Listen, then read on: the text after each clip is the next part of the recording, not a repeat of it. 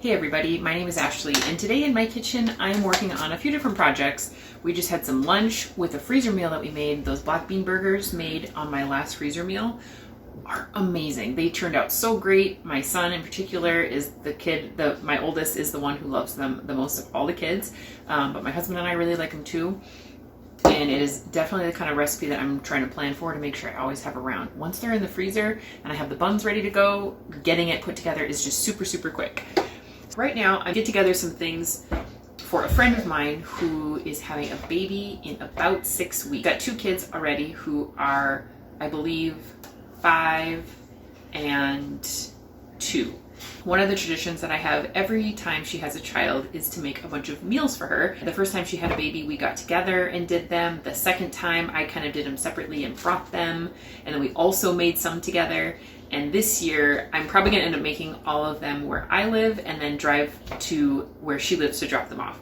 But I don't want to forget about her other kids when it comes to these meals, and how when you have a new baby, it can be really nice for kids to be able to get their own snacks or just have little easy quick grab things to give them a little boost until you can get a second to throw a meal together. Anyway, so easy to grab things for kids, healthy, no fuss, not going to cause any kind of sugar crash reaction in too big of a way. And so that's what we're focused on today. I was thinking I would do some mini blueberry muffins. A kid can eat a muffin, but these are so fun that I thought it'd be a little fun for little hands. And so instead of mixing up my own, I got some pre-made mix. This, I feel like, not only is it great because it has such high protein, but the ingredients are really clean as well. Protein aside, very clean ingredients. And I might even add some whey protein to boost the protein even more. I'm trying to think of my friend as well with these snacks because she can obviously enjoy them too. And when you're recovering from birth, you want to make sure that you have a lot of nutrition. For me, after all my kids, dense nutrition was a huge focus for me. It just expedites healing. You're not left hungry. And when you're healing and things like that, that's the last thing you want to be dealing with is hunger. So I am going to first start out by getting my oven preheated for these muffins. Let's see, what do they take? These are regular size muffins though that they're counting for. They're saying 375. We'll do the same thing. We'll do 375 as well.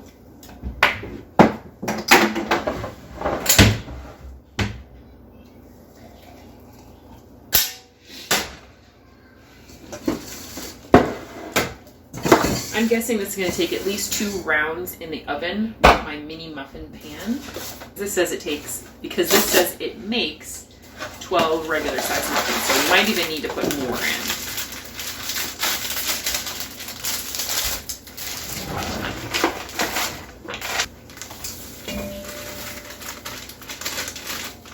Ooh, that blueberry smell is very, very strong, which in a good way. Definitely prominent.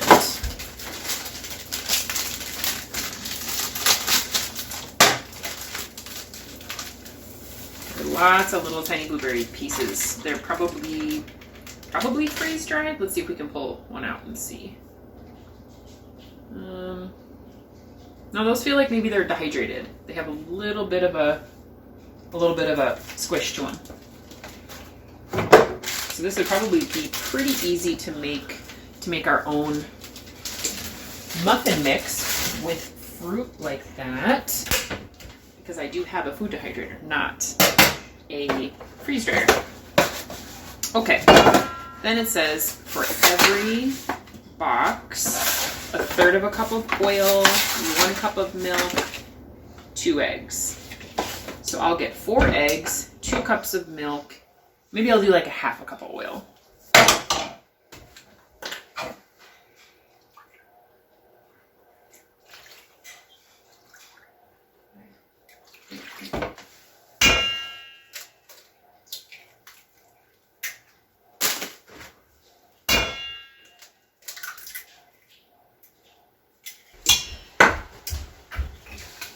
Olive oil from the basement.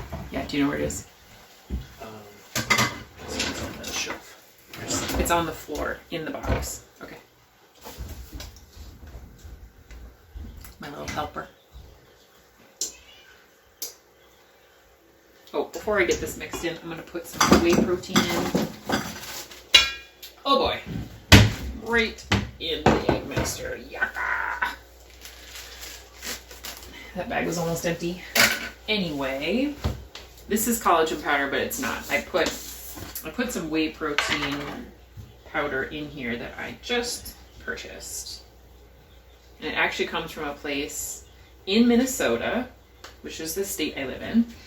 And they produce it, and all their farms, all of their milk comes from farms within like a 60-70 mile radius of the town where that's produced.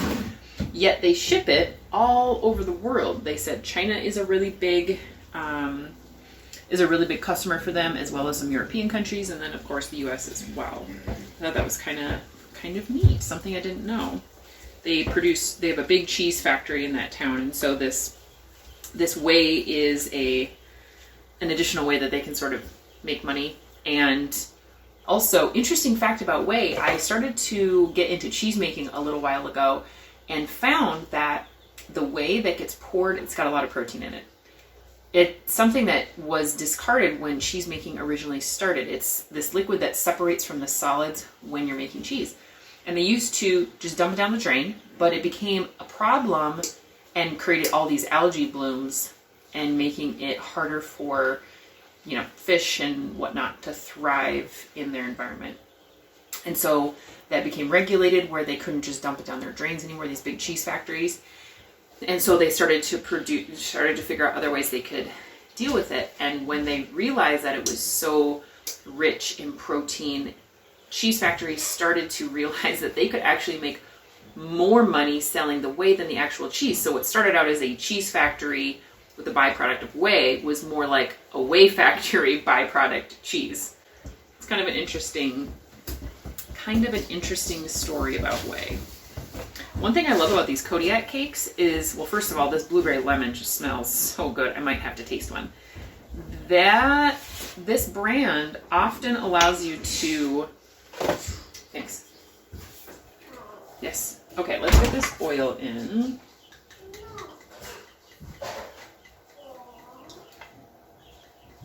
These bottles are so big, and I like that they're tinted. That helps to preserve whatever's in them a little bit more, keep them protected from light. And so I have started, as I use these are some that I got from Azure Standard when they were on a very substantial sale. I have been cleaning these off, cleaning them out, and then I'm going to, once my vinegar is done, if you see my vinegar videos, I did a huge batch. So I did my vinegar video as a trial on the vinegar making process. And then I went and I did, I had 2 gallons of vinegar going at a time. So I sifted out the solids and it came out to more than a gallon at that point. So after, I don't know how long I'm going to let it sit as is, but then I'll transfer it into these containers where they can just sit for a very, very long time. I'm not sure if you hear the peeping. We have little baby chicks right now. We got them about a week and a half ago, and they are little Cochin bantams, and they are getting very wily in our basement. They're growing like crazy. We were gone for 2 days this week, and we came back, and they practically doubled in size. Okay, oven's preheated. Batter is mixed. I'm gonna spray my pan because all these little tiny, this is why I like to have some of this stuff around. It is avocado oil, supposedly. I've heard, I don't know if you heard about that issue with olive oil being mixed with other oils and rancid oils and things like that, but I've heard avocado oil has a similar thing, that a lot of the avocado oils that have been marketed are actually a lot more soybean oil than anything, which is an oil that has a lot of omega-6s in it that we personally try to limit because we don't want our omega-6, omega-3 balance to be too out of whack. But having some spray for these little projects, I try to conserve it. I try to conserve it for these finicky little things. So, I'm trying to think of the best way to easily get this out. All right, I'm just going to use a double spoon process here. These are probably going to be way too big. They're probably going to billow up a lot more than I want them to. That's okay.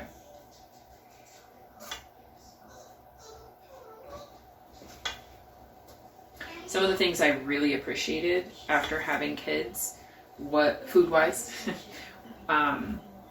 was granola.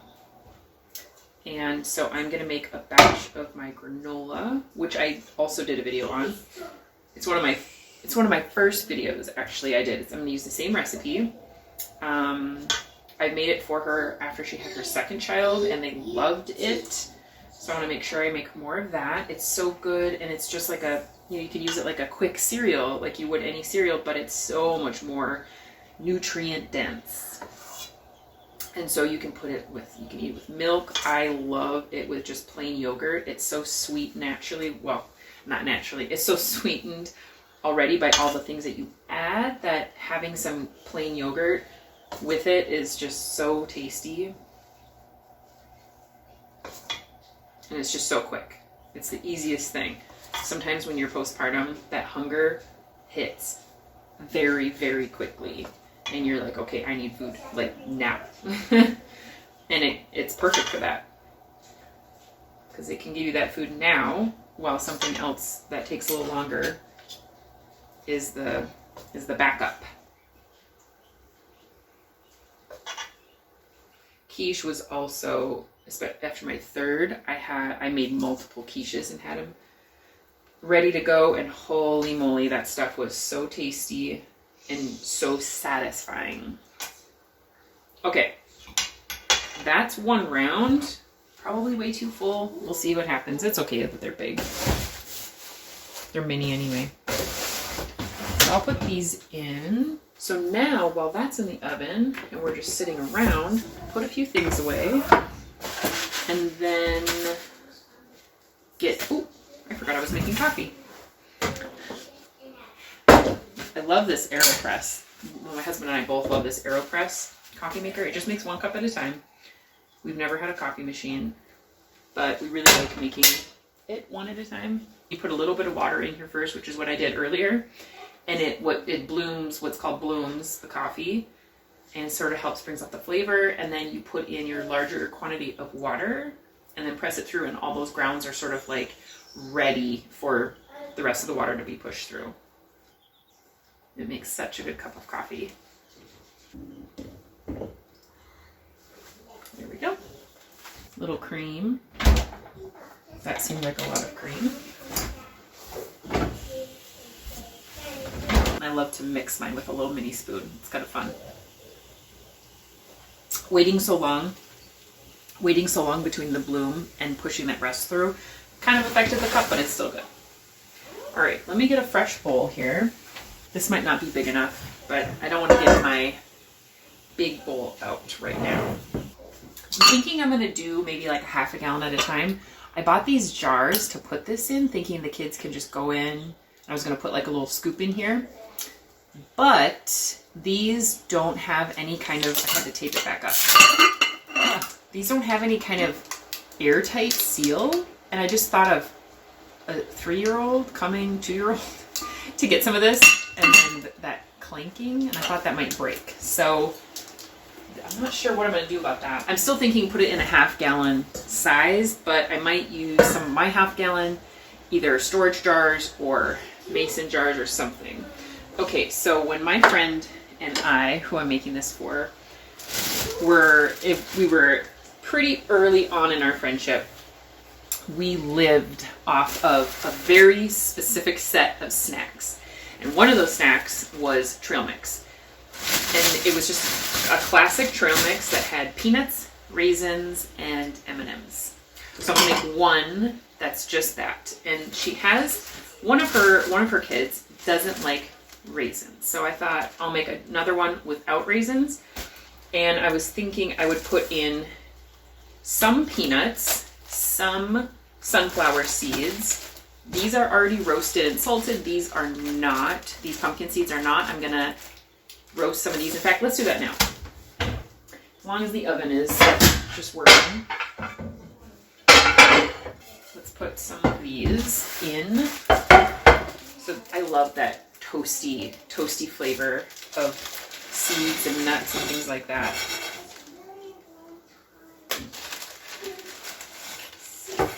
All right, I'm gonna put these in the oven with the muffins. And the muffins are already smelling so good, so good. All right, so in the other one, I'm gonna do some peanuts, sunflower seeds, pumpkin seeds, and then I got some dried cranberries and some banana chips. And I think I'll just do the chocolate. I'll probably put all of the chocolate in this first one. And if I feel like the second batch needs something else, I have some carrot chips or some chocolate chips, or I even have some funfetti white chocolate chips. And maybe I'll throw, that'd be kind of fun. Maybe I'll throw those in there. Surprisingly, those funfetti chips, the only reason I got them is because I have a chocolate sensitivity, and so I like to have other things around that I can use in place of chocolate. And when I got them, I looked at the ingredients, and it seemed to me that there was actually, they were very clean. There weren't any artificial food dyes. They used like beet powder and things like that to color the funfetti, which I was quite impressed with. Okay. I'm probably gonna end up putting all of these M&Ms in, and then I'll fill in and see where we're at. And if I make more than a half gallon, my kids will be crazy excited to have this around. So, that was loud. Okay, all those mini M&Ms. I love the smell of M&Ms so much. I think that they smell better than they taste. And I just, it's nostalgic as well, which is fun. I am planning to make a handful. Like I said, I'm gonna do my granola. I'm going to do, in my last freezer video, besides the black beans, I also did a beef broccoli teriyaki. And we had that last night for dinner, and it was so good. The only thing I would say that was very strange was that when I was cooking it up, the beef was very liquidy, and it was making me kind of swear off the meal right then and there. But if it hadn't come together so well by the end, I would have not thought to make it again. But it came together so well, tasted so good, like so good. I made a little sauce in a jar, and that's all I put in. I didn't add any extra seasonings whatsoever, and the flavor was so good. So I was thinking about making that. I think this is done. I think this is a really good balance of all the ingredients, and I don't even know if this is a half gallon, so let's check. I would be shocked. That's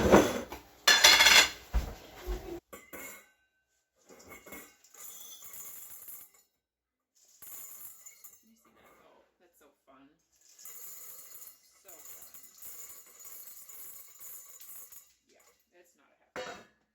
Okay, well, let's see what we can do. Let me get, well, we have plenty of chocolate, we have plenty of peanuts, plenty of raisins.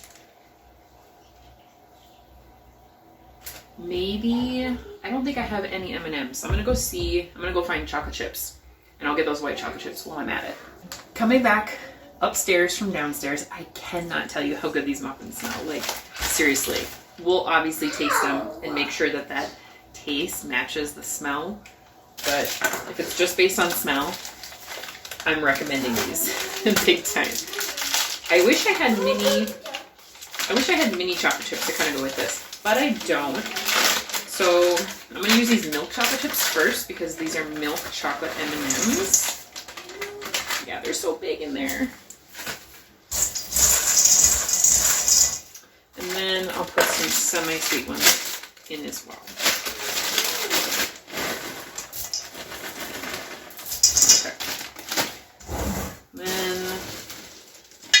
Peanuts and more raisins. Okay, this is looking a lot bulkier. The only thing with using my jars like this, which is what I was originally going to do, is I was thinking it would be hard for her kids to get in there because you have the screw top. And maybe that's a good thing. Okay. And now we have a little bonus. But that was, I actually have a lot less left over than I thought. I'm going to put a little bit more in here. Okay. Good. One down. Now, for the second one, let's see. I'm going to start by putting in maybe, let's see, a half a gallon is 8 cups. Maybe like a cup and a half sunflower seeds. We've got these pumpkin seeds sizzling. I have some plain white chocolate chips. Yeah, turmeric, red cabbage, spirulina. Those are very common natural colorings. Oh, yeah. I'm going to have to just stick with the funfetti. Those are really fun. So cute. Okay. We'll get some of these cranberries in there.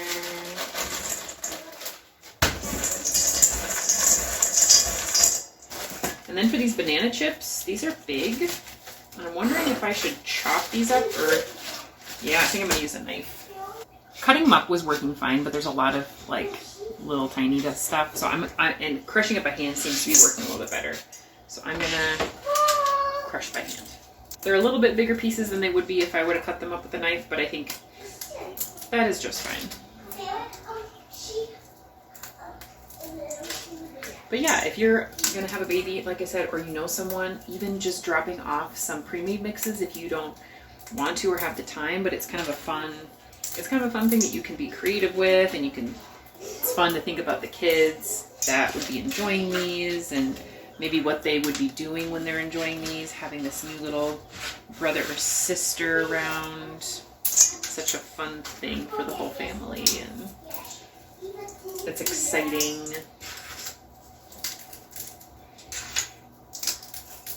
I just have goosebumps all over just thinking about it and talking about it.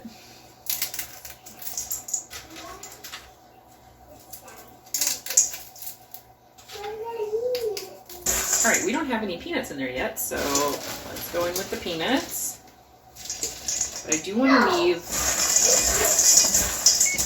to leave in, this has such a nice color. I think I'm going to put a lot of these banana chips in there. They're kind of a unique addition, a little less commonly found, but they're nice, fun color. I think they have a little coconut oil on them too. That's very common for dried bananas or banana chips to have coconut oil on there as well. Let's check on these muffins. They're perfect.